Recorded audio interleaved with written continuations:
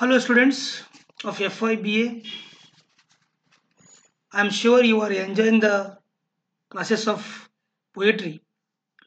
So, today I'm going to talk about the figures of speech, and this is lecture number 7 in the series. So, let us talk about personification. What is personification? In personification, an inanimate object or an abstract concept is spoken of as though it were endowed with life or with human attributes or feelings. Personification ह्या भाषा अलंकाराबद्दल आपण बोलतोय. मी एकदम basic information तुम्हाला सांगतोय. Personification म्हणजे काय? You know person आणि पर्सनिफाय आणि पर्सनिफिकेशन म्हणजे एखाद्या मनुष्यासारखं. पर्सन म्हणजे काय? मनुष्य, व्यक्ती. तर मनुष्यत्वारोप असा त्याचा मराठीमध्ये अर्थ आहे. याच्यामध्ये आपण काय करतो? एखादी इनएनिमेट ऑब्जेक्ट.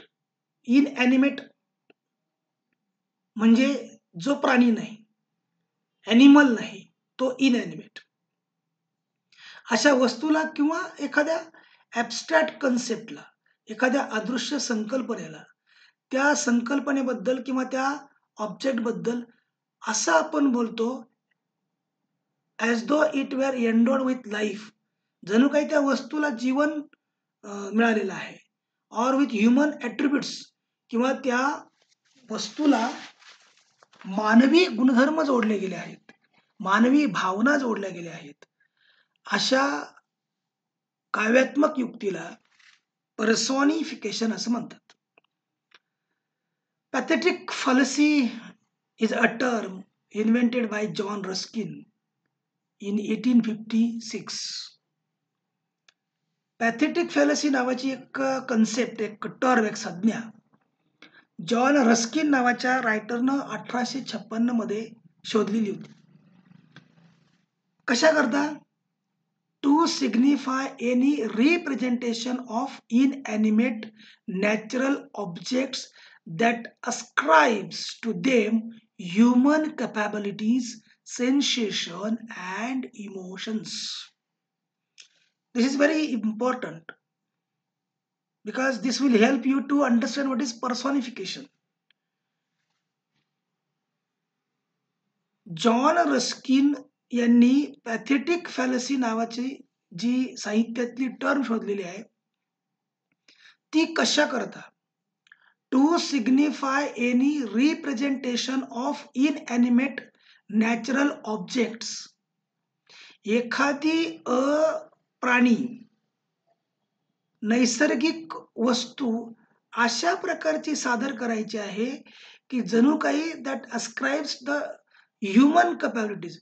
त्या वस्तूमध्ये जणू काही मानवी क्षमता, मानवी संवेदना आणि मानवी भावना असतात.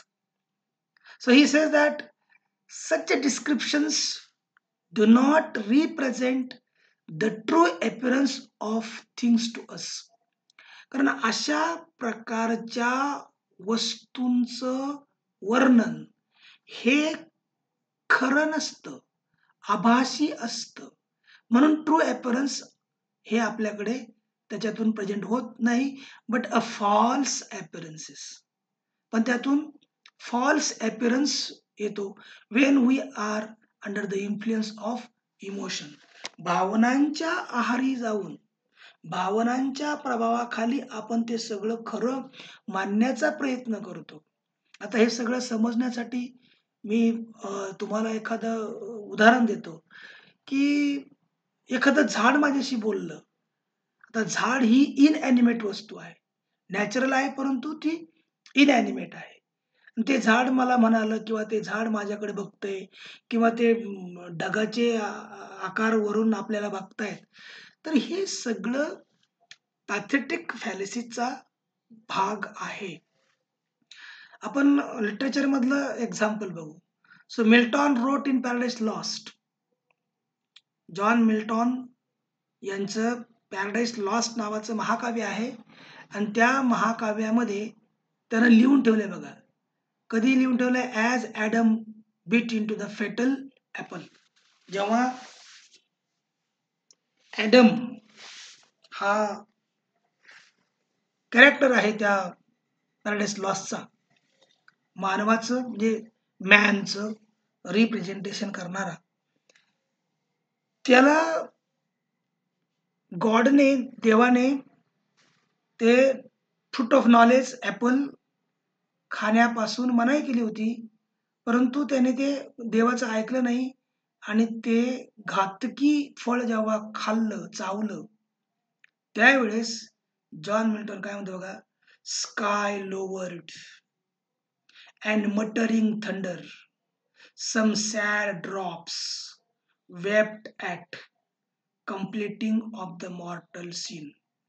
ज्या वेळेस ॲडमनं सफरचंद खाल्लं, त्यावेळेस आकाश खाली झुकलं, ढगांनी गडगडाट करून पुटपुटायला सुरुवात केली, मटरिंग, आणि काही दुःखाचे अश्रू, सम सॅड ड्रॉप्स वेप्ट, रडले, at completing of the mortal scene. म्हणजे एक मृत्यू ह्या जगामध्ये आणण्याचं पाप माणसाकडनं पूर्ण झालं, त्यावरती आकाश झुकलं आणि ढगांनी पुटपुटायला सुरुवात केली. हे झुकणं, पुटपुटणं, हे सगळे ॲट्रिब्यूट्स, हे सगळे क्वालिटीज ह्युमनचे आहेत, माणसांचे आहेत, आणि ते inanimate natural objects like sky and थंडरला दिलेले आहेत. अजून आपण पर्सनिफिकेशनच बघतोय. तुम्हाला अजून समजावं म्हणून मी काही जास्त एक्झाम्पल्स घेतलेले आहेत. Keats, John Keats in his poem to autumn finely personifies the season autumn. Autumn नावाचा ऋतू आहे, शरद ऋतू, त्यावरती ही कविता आहे. अतिशय सुंदर कविता आहे, जॉन किट्स यांनी लिहिलेली. त्याच्यामध्ये सीझन, ॲटम, जो ऋतू आहे ना, सीझन, ॲटम, त्यालाच पर्सॉनिफाईज केलेलं आहे. As a woman carrying on the rural course of the time of year. असं एक उदाहरण दिलं आहे की त्या कवितेमध्ये एक स्त्री खांद्यावरती, डोक्यावरती बोजा घेतलेला आहे आणि ती चाललेली आहे आणि बॅलन्स करते आहे. अशा प्रकारे तो सीझन तिच्या रूपात लेखकानं बघण्याचा प्रयत्न केलेला आहे. त्याच्यानंतरचं एक्झाम्पल आहे Elizabeth Browning wrote in Aurora Leigh. Aurora Leigh नावाची पोएम आहे. काय लिहिलंय बघा एलिझाबेथ ब्राउनिंगनं, then land, then England, O the frosty cliffs looked cold upon me. जमीन, नंतर इंग्लंड, आणि नंतर धुक्यानं वेढलेल्या खडकाच्या कडा यांनी माझ्याकडे अतिशय थंड नजरेनं पाहिलं. So the land and England and clips have no eyes, they cannot see, but the quality of seeing, watching of human is attributed to these inanimate things. So Coleridge used a personification of abstract in an ode celebrating the invention of inoculation against smallpox that began with this apostrophe to the personified subject of the poem. कोलरिजनं एक abstract, न दिसणारी अदृश्य गोष्ट एका स्तुतिगीतामध्ये, ओडमध्ये दिलेली आहे. तर ते जे ओड आहे, celebrating the invention of inoculation against smallpox. आपल्याला तो देवीचा रोग व्हायचा ना, तोंडावरती पुळ्या वगैरे येण्याचा रोग, त्याच्यावरची जी लस आहे, इनोक्युलेशन आहे, तिचा जेव्हा शोध लागला, त्यावेळेस त्यानं त्या लशीला उद्देशूनच जणू काही ही कविता लिहिलेली आहे. इनोक्युलेशन हेवनली मेड डिसेंड. म्हणजे इनोक्युलेशन ही स्वर्गातली अप्सरा, स्वर्गातली मेड, मोलकरीण जणू पृथ्वीवरती अवतरली आहे. Now our discussion will proceed towards the next figure of speech, and that is repetition. So repetition, quite simply, repetition is the repeating of a word or phrase. एखाद्या शब्दाची, एखाद्या वाक्प्रचाराचं पुनरावृत्ती होणं, तो शब्द, तो वाक्प्रचार पुन्हा पुन्हा त्या कवितेमध्ये येणं, त्याला आपण काय म्हणूया? Repetition.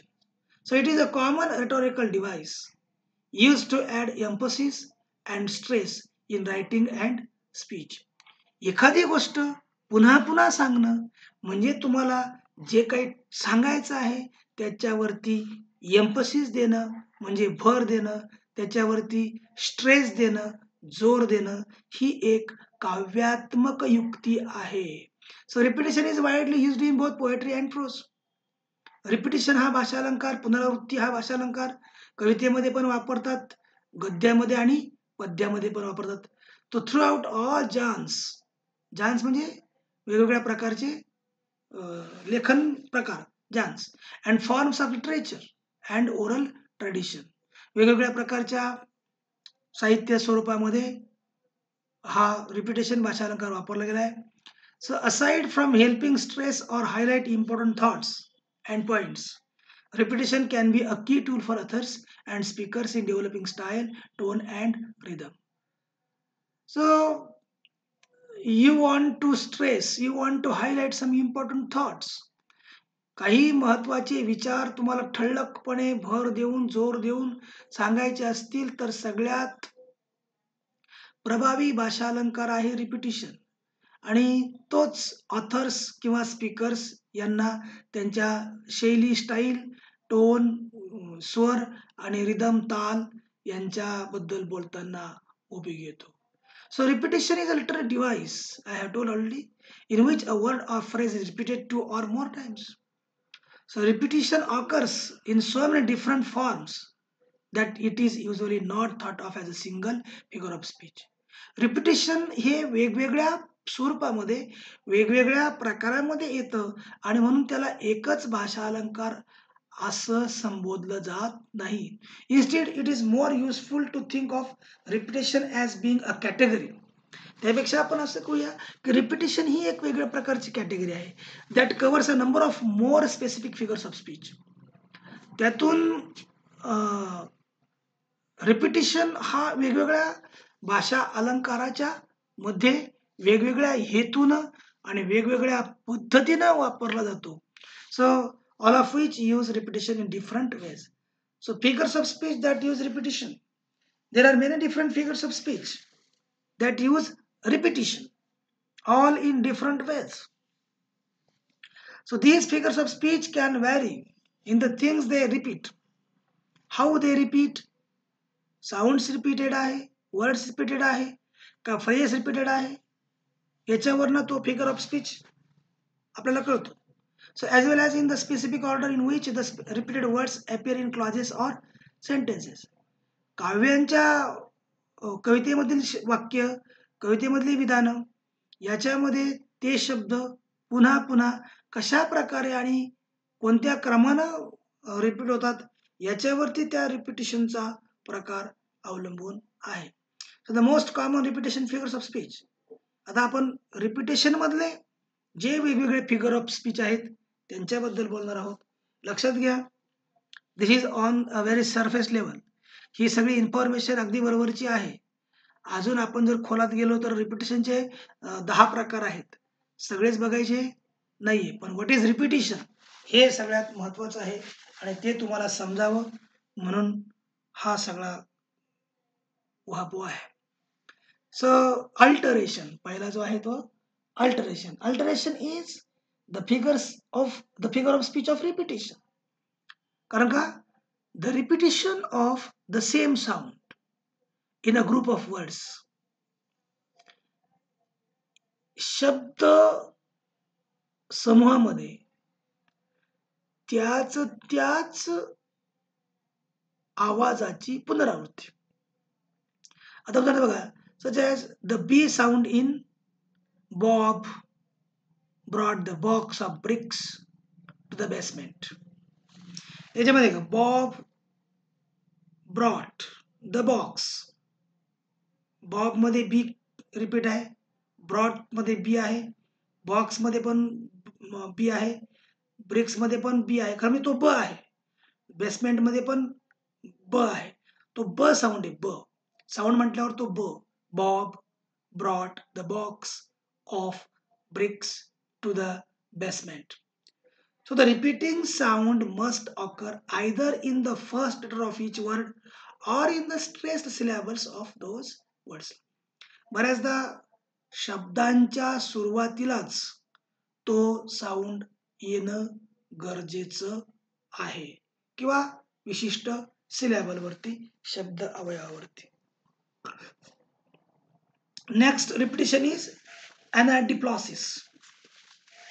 Anadiplosis occurs when a word or group of words located at the end of one clause or sentence is repeated at or near the beginning of the following clause or sentence. मराठीमध्ये आहे का? जेव्हा लक्षात घ्या दोन वाक्य पहिल्या वाक्याच्या शेवटी आणि दुसऱ्या वाक्याच्या सुरुवातीला, लोकेटेड ॲट द एंड म्हणजे पहिल्या वाक्याच्या शेवटी आणि त्याच्यानंतर लगेच येणाऱ्या दुसऱ्या वाक्याच्या सुरुवातीला जे शब्द किंवा शब्दांची ग्रुप रिपीट होतात त्याला म्हणायचं anadiplosis. This line from the novelist Henry James is an example of anadiplosis. ती कन्सेप्ट तुम्हाला समजेल. Our doubt is our passion and our passion is our task. इथे our doubt is our passion याच्यामध्ये our passion हा ह्या पहिल्या वाक्याच्या शेवटी आलेला आहे आणि our passion is our task हे या वाक्याच्या सुरुवातीला आलेलं आहे, त्याला म्हणायचं anadiplosis repetition. The next example of repetition is anaphora. The repetition of words at the beginning of successive clauses, phrases or sentences. Very easy. प्रत्येक वाक्याच्या सुरुवातीला येणारी पुनरावृत्ती, प्रत्येक वाक्याच्या सुरुवातीला तोच शब्द किंवा तेच शब्दसमूह येतात. For example Martin Luther Kings famous I have a dream speech contains anaphora. I have a dream नावाचं एक भाषण आहे मार्टिन ल्युथर किंगचं. त्याची सुरुवात बघा, मी मुद्दाम वाचतोय, तुम्ही सुरुवातीवर लक्ष द्या. So let freedom ring from the prodigious hilltops of New Hampshire. Let freedom ring from the mighty mountains of New York. Let freedom ring from the heightening Alleghenies of Pennsylvania. So say, let freedom ring, let freedom ring, let freedom ring. ये प्रत्येक वाक्य हे let freedom ring या शब्दसमूहाने repeat झालेले आहे आणि म्हणून त्याला म्हणायचं आहे anaphora. The next is assonance. Assonance means the repetition of the same vowel sound within a group of words. Vowel sound. Assonance मध्ये काय असतं? Vowel sound. त्याची रिपिटेशन होतं, त्याची पुनरावृत्ती होते. An example of assonance is the repetition of the oo sound in double O. That is oo. Who gave Newt and Scooter the blue tuna? It was too soon. बघा, who gave Newton new scooter the blue tuna you? It was too soon. So who sound is repeated so many times, that is what we call assonance. Then consonants. The repetition of the same consonant sound within a group of words. पुनरावृत्ती त्याच व्यंजनाची सुरुवात बऱ्याचदा शब्दांच्या सुरुवातीला. An example of consonance is the repetition of the F sound. I would say F. This is F sound. Traffic figures to be tough on July 4th. याच्यामध्ये traffic figures, traffic मध्ये फ आहे, फिगर्स मध्ये पण फ आहे. याच्यापेक्षा best example आहे Peter Piper picked a pick of a pickled papers. बघा प, डोंट से पी, प sound. Peter Piper picked a peck of pickled papers. So per sound is repeated almost at the beginning of each word. This is what we call consonants. And consonants and assonants are the types of alteration. The last, refrain. What is refrain? In a poem or song, a refrain is a line or group of lines that regularly repeat, usually at the end of a stanza in a poem or at the end of a verse in a song. Refrain म्हणजे एखाद्या कवितेमध्ये किंवा गाण्यामध्ये एक line किंवा group of lines ते पुन्हा पुन्हा येतात, शक्यतो प्रत्येक कडव्याच्या शेवटी किंवा गाण्याच्या पदामध्ये, कडव्यामध्ये सगळ्या शेवटी. So in a speech or other prose writing, a refrain can refer to any phrase that repeats a number of times within the text. This is what we call refrain. Thank you very much.